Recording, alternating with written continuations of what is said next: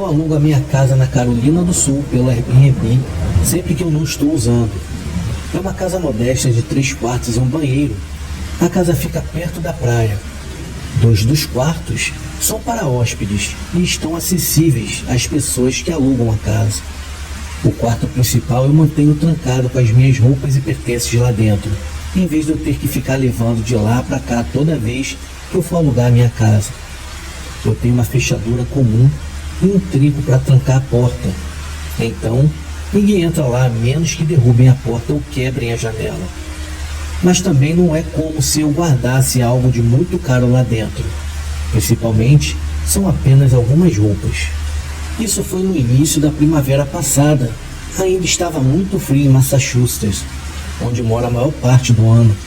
Eu queria dirigir até minha casa na Carolina do Sul por uma semana, pois a maior parte do tempo eu trabalho remotamente. Então, felizmente eu posso fazer isso quando eu quiser.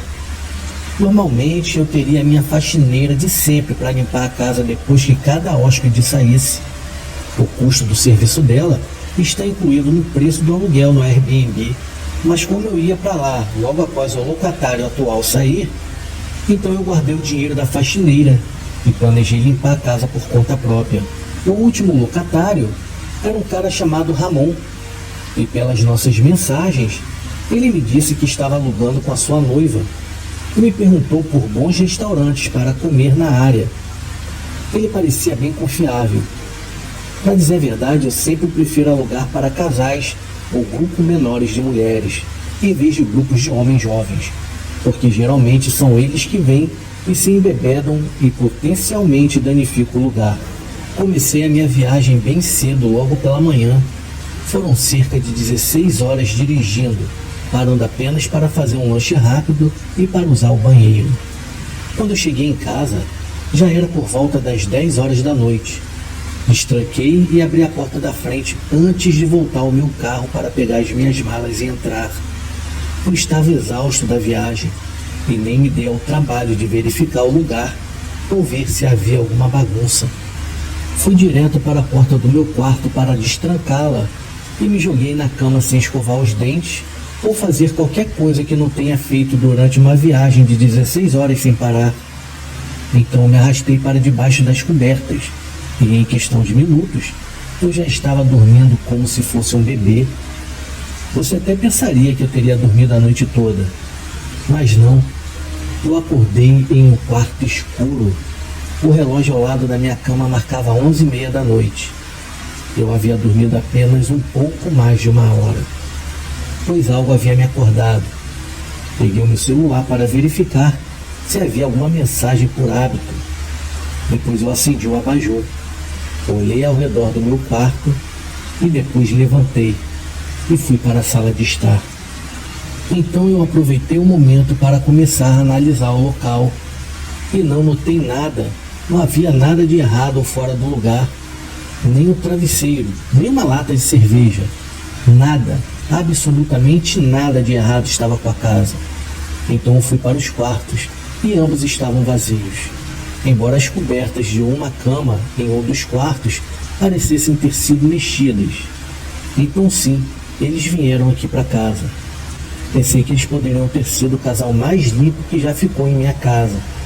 Eu tenho uma câmera instalada na varanda da frente da minha casa.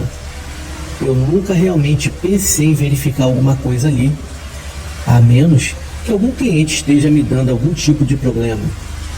Mas estava curioso demais, então decidi abrir o aplicativo do sistema de câmeras no meu telefone e fui para o histórico de movimento. E ele capturou um homem entrando na casa via fechadura eletrônica 3 dias antes. Apenas um homem, embora não tivesse uma mulher com ele. Bem estranho, então verifiquei. Para quaisquer outras atualizações do movimento, desde então até o momento em que eu apareci, que também foi capturado em vídeo, e não havia nada. Eu verifiquei cerca de 5 vezes, e de repente eu senti calafrios. Fui ao aplicativo do Airbnb para mandar mensagem para Ramon e perguntar se ele havia feito check-out, mesmo sendo tarde da noite.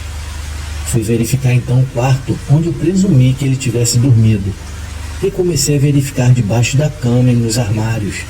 Eu estava abrindo as portas dos armários e verificando, e cada porta aberta eu era recebida com um armário vazio. Segui para o segundo quarto, de hóspedes, e ambas as camas de solteiro estavam completamente arrumadas e intocadas. Quando eu abri o último armário, eu vi que também estava vazio. Sentei em uma das camas por um segundo para apenas olhar a conversa entre Ramon e eu. Foi quando de repente eu ouvi a porta do quarto principal fazer um clique silenciosamente, de uma maneira que só uma pessoa poderia ter feito. E não era uma corrente de ar. Fui para a sala e olhei para a porta do quarto principal. Então, completamente assustada, eu perguntei: Ramon, você ainda está aqui? A minha voz estava trêmula e não houve resposta. Eu pude ver que a luz ainda estava acesa no quarto por uma fenda na parte inferior da porta. Eu me ajoelhei para olhar por debaixo da porta e caí para trás, quando vi 2 pés parados não muito longe atrás da porta, talvez alguns centímetros de distância. Então eu fui até a minha gaveta de facas na cozinha, planejando pegar a maior faca que tinha lá. E quando eu fui ver, a faca já havia sido retirada dali. Foi nesse ponto que a minha única opção lógica era sair de casa e ligar para a polícia. E foi o que eu fiz. Eu esperei na frente da minha casa até que a polícia chegasse. E quando entramos, lá estava Ramon, esperando na sala e sem faca na mão. Ele falava com sotaque português e agia como se fosse inocente, dizendo que precisava de um lugar para ficar por mais uma noite. Ele negou ter pego a faca, que ficou convenientemente colocada de volta na gaveta, após alguns minutos de conversa com os 2 policiais, que estavam do lado de fora falando com Ramon para que ele se retirasse da minha casa. Em seguida, os policiais o liberaram e me disseram que eu deveria entrar em contato com a Airbnb para tentar resolver o problema com eles. Eu fiquei em choque. Eu senti que a polícia não fez o seu trabalho. Depois que todos saíram, eu mudei o código da fechadura da porta e entrei em contato com a empresa Airbnb sobre o que havia acontecido. Embora não tenha recebido o pagamento pelo dia extra, no qual o Ramon havia ficado em minha casa. Aparentemente, eles o proibiram de usar o aplicativo novamente. Mas não parece ser uma justiça adequada, especialmente quando ele poderia ter estado me esperando para me esfaquear na minha própria casa e no meu próprio quarto.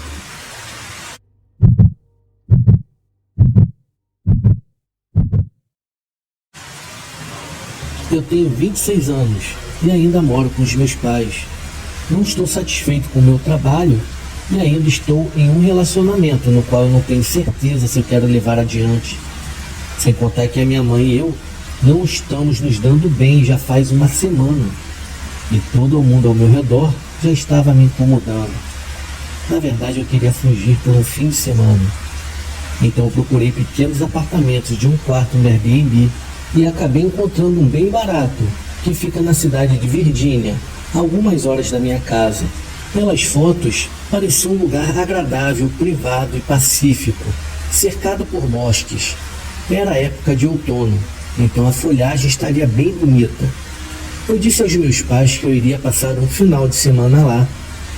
A minha mãe parecia excessivamente feliz com a minha partida, enquanto a minha namorada estava bem confusa e achou muito estranho e suspeito eu ir sozinho para uma cabana aleatória que fica na floresta para passar um final de semana. Quando sexta-feira chegou, eu arrumei a minha mochila com roupas, produtos de higiene pessoal e o meu laptop e segui para a estrada. A viagem de carro durou cerca de 2 horas e meia. A área de Trousdale, que fica em Virgínia, era muito tranquila e cênica, perfeita para escapar da rotina suburbana. Eu estava dirigindo por uma estrada de cascalho quando o meu GPS me avisou que eu havia chegado no meu local de destino. Então ouvi uma abertura por entre as árvores, ao lado da estrada. As instruções que o proprietário do Airbnb me deu eram para eu cortar pela abertura, seguir pela grama e subir o pequeno morro. Eu fiz exatamente isso. E lá eu vi a casinha bonitinha, que estava no topo daquele morro. Assim que eu saí do carro, eu respirei fundo aquele ar rural e fresco. E instantaneamente, eu me senti feliz por ter feito isso. O proprietário me disse onde encontrar a chave da porta da frente. Deixei-me entrar e conferi o lugar. Era uma sala de estar bem aconchegante, cozinha pequena, banheiro e um quarto em um mezanino, que precisava subir por uma escada, que parecia com uma escada de corda. E havia uma janela circular sobre a cama. Muita luz entrava na casa, o que era bom. Saí para caminhar nas trilhas que o proprietário me falou, que ficava a cerca de 5 minutos de carro. Na volta para casa, eu havia percebido 2 caras caminhando pela estrada de cascalho. E quando meu carro passava, eles literalmente pararam de repente para se virar e me olhar. Quando eu passei, eu acenei e sorri pensando que eles eram moradores locais e amigáveis. Mas eles não acenaram de volta para mim. Foi completamente desconcertante. Eles me olharam como se dirigir pela estrada fosse algum tipo de crime. Eu não olhei para trás. Virei na entrada da propriedade e subi a colina. E comecei a ler um dos livros que trouxe comigo na sala de estar, com a lareira acesa. Estava incrivelmente aconchegante. O sol estava se pondo, e depois de ler um capítulo do meu livro, eu percebi que eu estava com fome. Saí para o meu quarto, prestes a dirigir até ao Walmart mais próximo. E quando notei 2 homens correndo em direção à floresta pelo morro, perto da entrada da propriedade, provavelmente em resposta ao me ver sair. Pensei que eram aqueles 2 caras da entrada mais cedo. Era incrivelmente estranho aquilo tudo. De repente eu decidi levar o meu laptop e a mochila comigo no carro, enquanto eu estava fora, só para ficar seguro. Na condução para a cidade, mandei uma mensagem para o proprietário, informando sobre o ocorrido. Ele me respondeu dizendo que não há nada para se alarmar, pois há muitas equipes na área que andam por ali, então eu acabei ignorando. Eu dirigi cerca de 20 minutos até o Walmart mais próximo, já que não havia literalmente nenhuma loja de alimentos na área. Peguei alguns itens alimentícios, como leite, barras de granola, frutas, jantares congelados, pão e frios. E quando voltei para o meu carro, já estava completamente escuro. Não havia poste de luz nas ruas e nas estradas de cascalho, e não haviam casas vizinhas. A única luz era dos faróis do meu carro. Era assustador. E quando eu cheguei na colina da pequena casa, foi bem difícil encontrá-la no escuro. Eu peguei a minha mochila, a sacola de compras e subi para casa em plena escuridão, usando apenas a lanterna do meu celular para enxergar alguma coisa. E uma vez dentro, travei a porta imediatamente. Foi assustador lá fora. Eu comi rapidamente e voltei a ler o meu livro perto da lareira. Tudo estava correndo bem, até que as luzes do quarto se apagaram subitamente, e a única luz em toda a casa era proveniente da lareira. Eu tentei ligar qualquer coisa elétrica, mas a energia tinha acabado. Eu tentei entrar em contato com o dono da casa novamente, e ele me respondeu rapidamente para verificar o disjuntor principal, que fica na caixa de circuito, do lado de fora, perto do poste do telefone, nos fundos da casa. Eu já estava paranoico com o que havia acontecido antes, e porque a energia havia sido cortada de forma tão aleatória. Algo estava errado, eu pensei comigo. E os meus pensamentos foram interrompidos quando eu ouvi um rangido no chão de madeira, no canto mais escuro da sala, perto da porta do banheiro. Eu olhei rapidamente para lá, e eu vi uma figura alta e sombria, iluminada apenas pela lareira. Foi então que o meu pior medo se realizou. Isso estava realmente acontecendo. Foi aí que uma voz suave, porém profunda e perturbadora, me disse para ficar calmo e dar tudo o que eu tinha. Eu estava tão assustado que mal eu conseguia falar. Disse que só tinha meu laptop e algumas roupas. Ele então me pediu para esvaziar minha carteira de todo o meu dinheiro, o que eu fiz enquanto ele ficava parado na porta. Ainda não conseguia ver o rosto dele. Ele me disse para eu ir para a cozinha e ficar para lá. E momentos depois, eu ouvi a porta da casa se fechar. Olhei para a sala e o meu laptop, a mochila e o dinheiro haviam sumido. Liguei silenciosamente para a emergência para relatar o roubo. E 20 minutos depois, o policial chegou. Descrevi os dois caras que eu havia visto andando na rua mais cedo, assumindo que eles estavam trabalhando juntos nisso. Basicamente, o policial só pôde me dizer que estariam atentos a qualquer pessoa que correspondesse às minhas descrições. Em seguida, eu enviei uma mensagem ao dono da casa para contar tudo o ocorrido.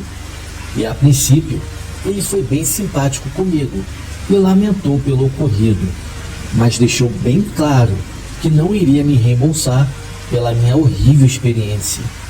Bom, uma viagem que eu pensei que seria uma forma de desintoxicação em um momento de estresse da minha vida, que apenas piorou. Felizmente, o meu laptop custava apenas cerca de $400 e eu não tinha levado roupas caras para essa viagem. Essa foi a experiência mais sinistra da minha vida. Há uma pequena parte de mim que ainda acredita que o anfitrião do Airbnb possa ter algo a ver com isso, porque ainda não tenho ideia de como aquele cara entrou na minha casa.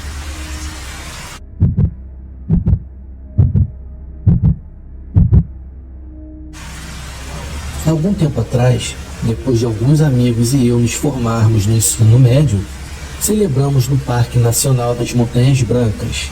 Morávamos apenas 2 horas de distância, então não foi muito difícil chegar lá. Todos nós entramos no carro da minha amiga Alexis, junto com meu amigo Rob e sua namorada Stephanie, e a nossa amiga Kelly também estava no carro.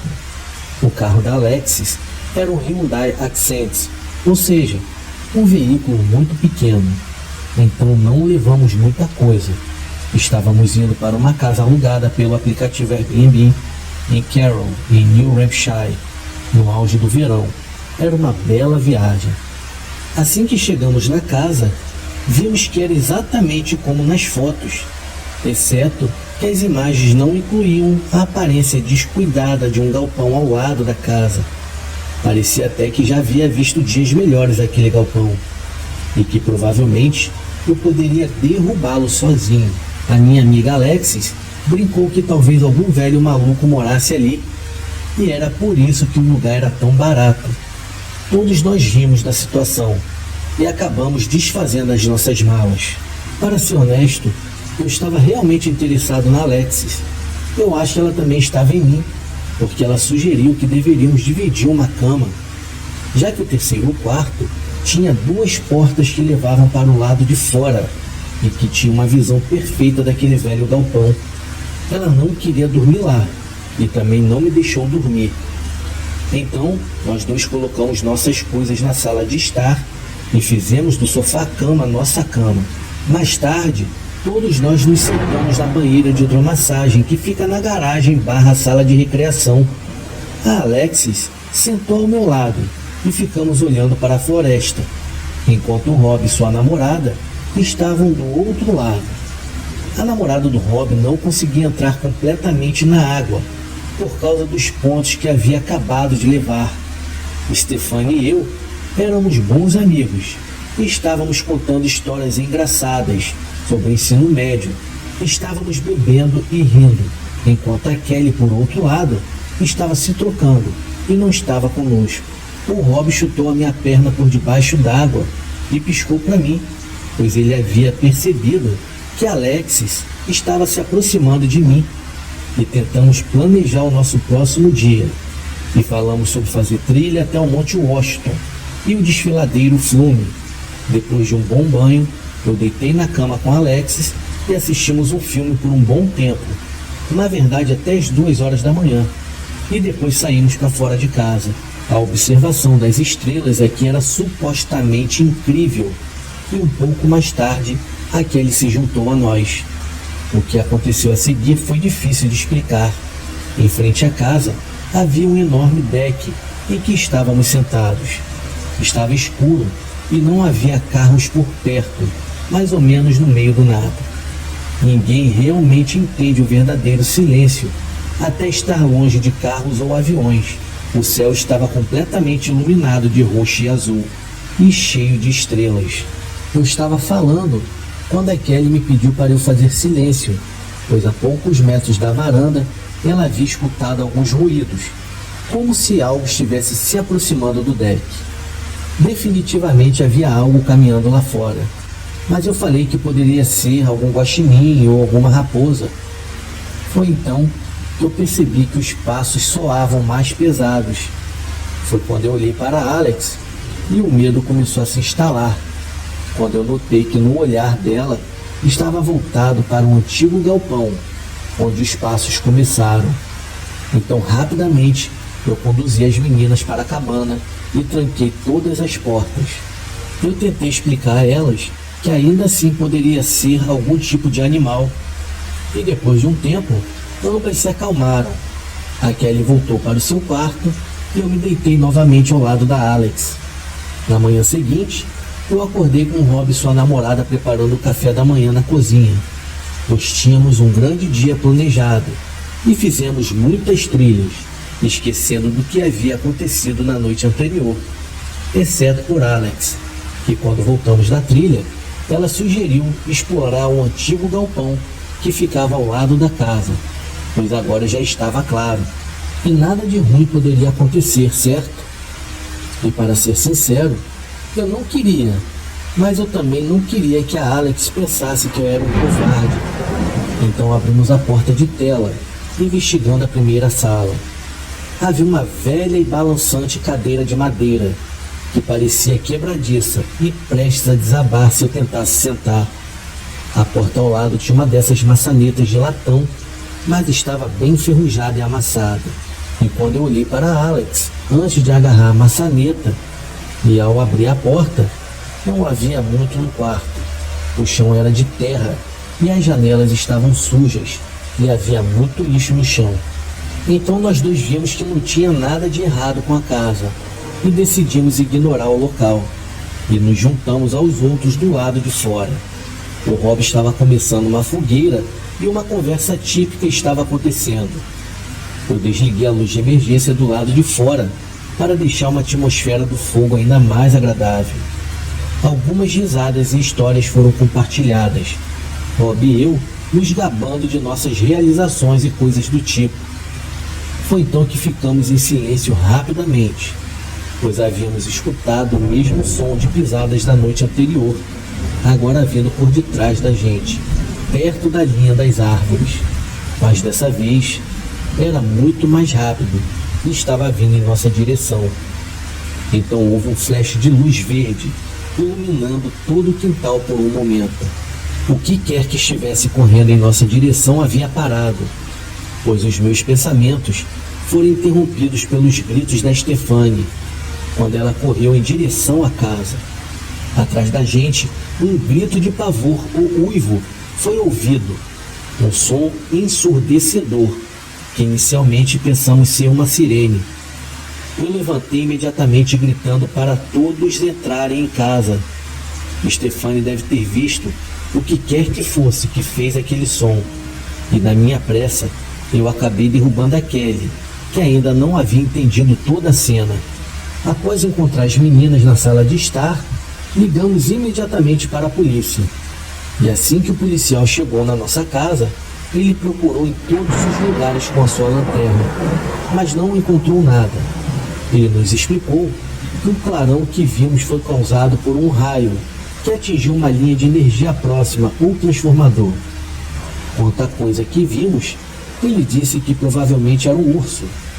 No entanto, a Stefanie afirmou ter visto um homem curvado, com uma capa ou manta sobre ele. Para dizer o mínimo, não ficamos na casa na noite seguinte, devido à pura paranoia de alguém ou algo que havia nos perseguido na floresta.